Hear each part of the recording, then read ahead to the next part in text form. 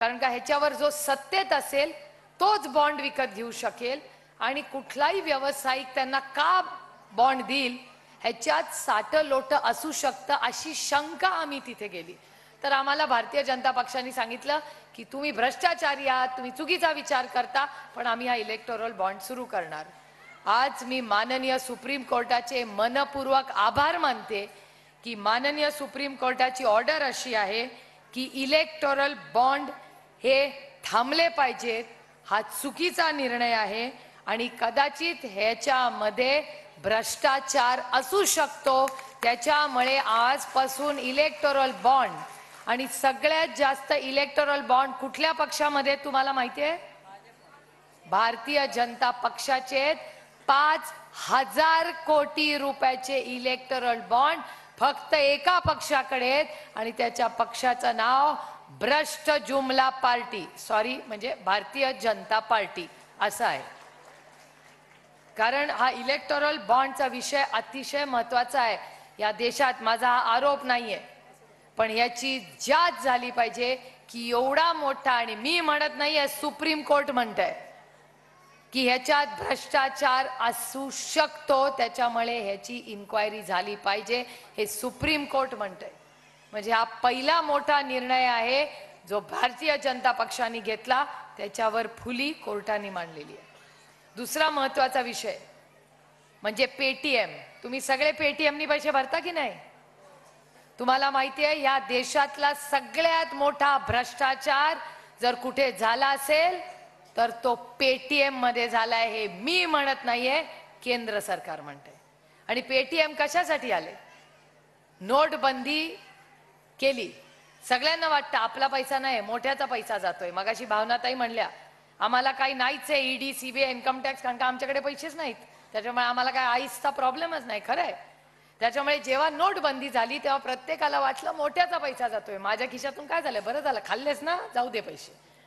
पण मला भारतीय जनता पक्षाला दोनच प्रश्न विचारायचे की जर तेव्हा नोटबंदी झाली, सगळ्या नोटा गेल्या, तर मग तुम्ही जिथे धाड पाडता तिथे एवढ्या नोटा कशा काय मिळतात? मग ह्या नोटा कुठल्या आहेत? धाड पडल्यानंतर एवढे पैसे आले कुठून? मग कोणीतरी वेगळं छापतंय का? पैसे छापायचा अधिकार फक्त सरकारला आहे, बाकी कुणाला नाहीये। मग हे पैसे येतात कुठून?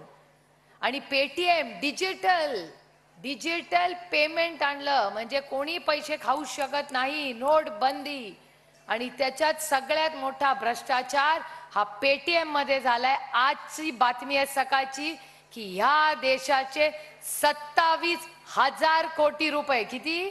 27,000 कोटी रुपयाचा गफला हा पेटीएम मध्ये झालेला आहे। आणि त्याचीच बातमी अशी आहे जी माझी म्हणणं नाहीये, मी जे वर्तमानपत्रात असलं तेच वाचून भाषण करते की त्याच्या मागे इन्व्हेस्टमेंट ही पेटीएमची कुठली आहे तर ती चायनीज आहे। मग चायनाची तुम्ही एकीकडे लढायचं म्हणता, दुसरी चायनाचे हे पेटीएम येतंय आणि त्याच्यात 1 2 3 नाही 27,000 कोटी रुपयाचा गफला होतोय।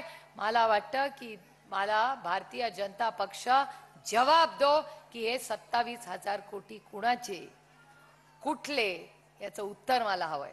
आणि मी या भ्रष्टाचाराच्या विरोधात लढायचं ठरवलंय, कारण का सुप्रिया सुले की सबसे बड़ी ताकत मेरी ईमानदारी आहे। फक्त मी नाही म्हणत, माझे विरोधक पण म्हणतात।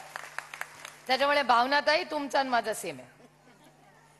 मला नाही भीती वाटत त्यांची। मी पार्लमेंट मध्ये पण फौजियाताई, वंदनाताई, मी एकदम, आम्हाला काय कोणाची भीती? तिथे अमोलदादा पण बसलाय, आम्ही पूर्ण ताकदीने, पाटील साहेब आज इथे नाही आहेत, श्रीनिवास पाटील साहेब, ते पण बोलतात, राष्ट्रवादी काँग्रेस पक्षाचे आम्ही सगळे जे ओरिजिनल आहोत ते पूर्ण ताकदीने बोलतो, कारण का आम्हाला आईसची भीती नाही। आईस म्हणजे बर्फ नाही, आईस म्हणजे ICE म्हणजे इन्कम टॅक्स, सीबीआय, ईडी। आता गावात ईडी, मला खरं सांगा 10 वर्षापूर्वी ईडी माहिती होती का तुम्हाला?